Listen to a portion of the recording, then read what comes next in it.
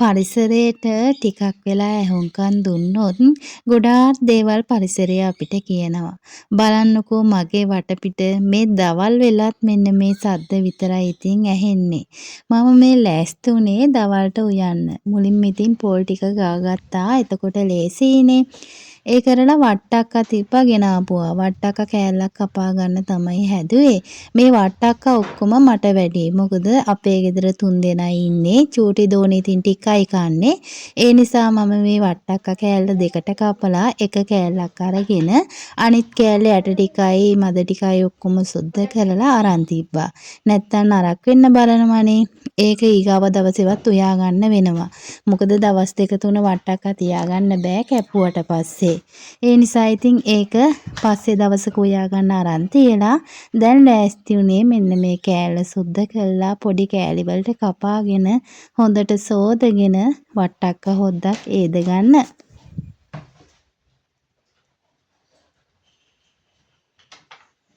වට්ටක්කවල ලෙල්ල කියන්නේ හොඳටම කුණු දූවිලි අල්ලගන්න මේ තැනක්. ඒ නිසා ඉතින් මේ වට්ටක්කා ලෙල්ල හොඳට අතුල්ලලා හොද ගන්න ඕනේ. මොකද වට්ටක්කා මේ කියන්නේ වට්ටක්ක උයනවා නම් ඉතින් ලෙල්ල කපලා දාලා උයනවා නම් හොඳයි.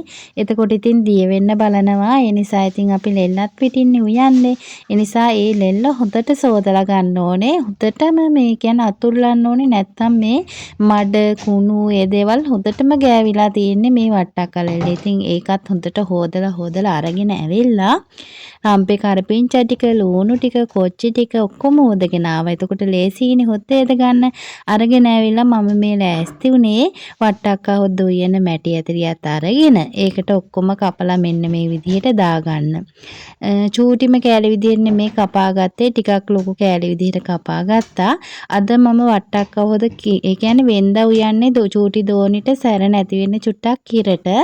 ඒ වුණාට මට හිතුණා අද මිරිස් පහේ ටිකක් හොඳට බැදලා අරගෙන කොච්චි ටිකකුත් වැටිපුර දාලා වට්ටක්කා හොද්ද හොඳට සැරට හදා ගන්නවා කියලා. මොකද චූටි දෝනිගේ තාත්තත් අද ගෙදරනේ. එතකොට අපිට ඒ කියන්නේ 3 දෙනාටම කන්න පුළුවන් නිසා මං එහෙම හැදුවා. ඔයාලා දන්නවද මම මේ වීඩියෝ කරන්න පටන් ගත්තට පස්සේ මගේ ජීවිතේ හැම දවසකම වීඩියෝ එකක් මම ඔයාලට බලන්න දානවා. ඒ කියන්නේ මේ මගේ ගතවන පුංචි කාලය අපි ඉතින් හැමදාම ඉන්න ඇවිල්ලා නැහනේ. ඒ පුංචි කාලයේදීත් මම මගේ පවුල වෙනුවෙන් කරන දේවල් මම වෙනුවෙන් කරන දේවල් මේ හැම දෙයක්ම මේ විදිහට පුංචි හරි වීඩියෝ එකකින් දවසක බලන්න පුළුවන්. චූටි දෝනි ලොකු වෙනකොට උනත් ලොකු වෙලා ඉතින් බලයිනේ. අපේ අම්මා මේ විදිහට තමයි වැඩ කරලා තියෙන්නේ. අපිට මේ විදිහට තමයි කෑම හදලා දීලා තියෙන්නේ. ඒ දේවල් එයාට බලන්නත් පුළුවන් වෙයි දවසක.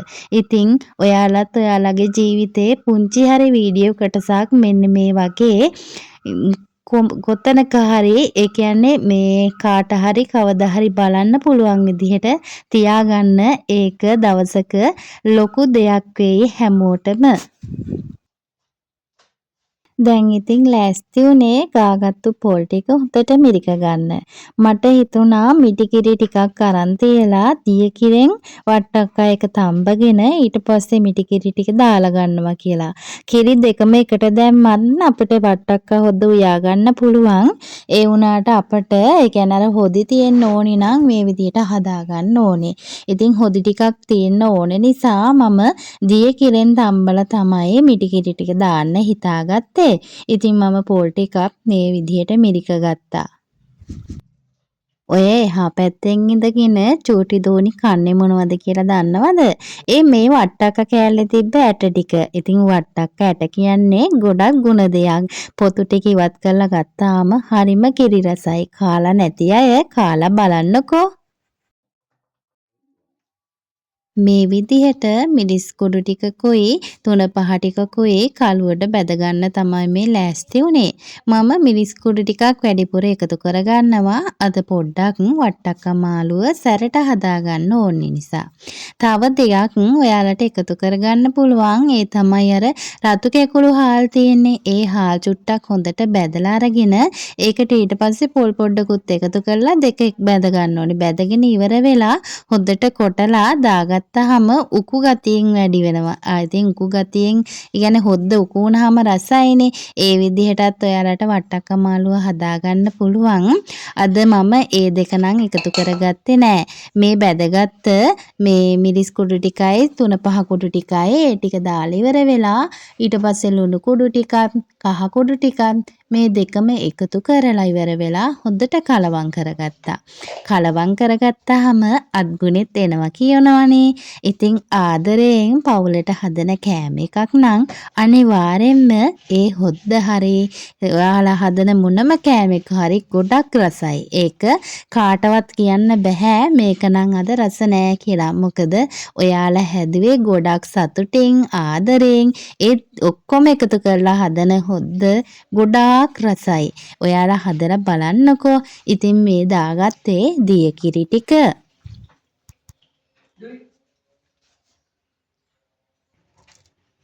අපේ මහත්තයා අරගෙන ඇවිල්ලා සාලියෝ ටිකක්. ඉතින් වට්ටක්ක මාළුවත් එක්ක සාලියෝ ටිකත් මිරිසට හදලා ගත්තා නම් හොඳයි කියලා හිතුණා. එයාට කිව්වා ඉතින් සාලියෝ ටික හදන්න කියලා. එයා ඒ හදන අතරේ මම වට්ටක්ක මාළුව ඒදපු එක තමයි ඒ කළේ ඉතින්.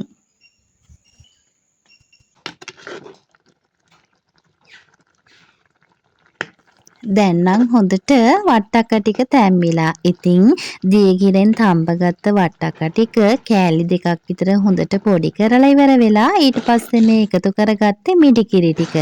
කෑලි දෙකක් පොඩි කළේ එතකොට හොඳට උකු ගතියකුත් එනවනේ. මේ තියෙන්නේ මම හදාගත්ත සුවඳම සුවඳ ඒ වගේම රස ටිකක් සැර වට්ටක්ක මාළුව.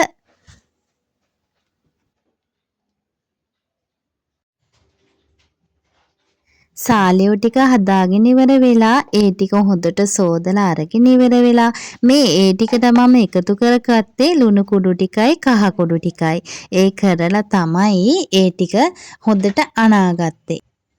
ඊට පස්සේ මේ ලෑස්ති උනේ තෙල් චුට්ටක් ලිපේ තියලා ඒකට මිරිස් කුඩු ටිකයි තුන පහ කුඩු ටිකයි එකතු කරලා චුට්ටක් වැදෙන්න අරින්න.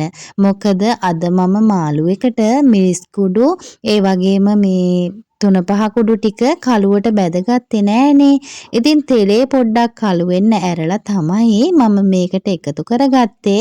මම අර කපාගෙන තිබ්බ රම්පේ කරපිංචා ටික ඒ වගේම ලුණු ටික ඊට පස්සේ කොටාගත්තු ගම්බිරිස් ටික සුදු ලුණු ටික ඊට පස්සේ මේ ඉඟුරු කෑල්ලක් ඒ වගේම කුරුඳු පොත්තක් ඊට පස්සේ අනිවාර්යයෙන්ම මාළු වලට ඕනේ ඇඹුල් වෙන්න ටිකක් ගොරක කෑල්ලක් මෙන්න මේ ටික ඔක්කොම මේ විදිහට මම තෙල් දෙකට එකතු කරගත්තා. එකතු කරගෙන ඉවර වෙලා කොච්චිත් දැම්ම හොඳේ එකතු කරලා ඉවර වෙලා මේ විදිහට හොඳට තෙලේ බැදෙන්න ඇරියා ටික වෙලාවක්.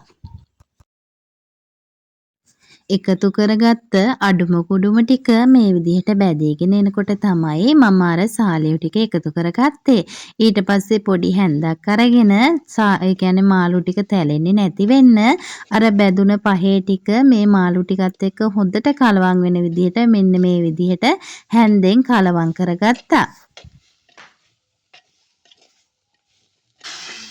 ඊට පස්සේ මේ විදිහට වතුර ටිකක් එකතු කරලා මාළු ටික තැම්බෙන්න මේ විදිහට ටික වෙලාවක් කැරියා. මේ තියෙන්නේ මම හදාගත්ත සාලියෝ හොද්ද. ඉතින් සාලියෝ හැදුවේ මිරිසට මේකත් සැරයි ඒ වගේම රසයි.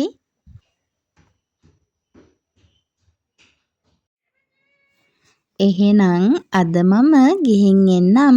ඔයාලා හැමෝම පරිස්සමින් ඉන්න. බුදු සරණයි ඔයාලා හැමෝටම.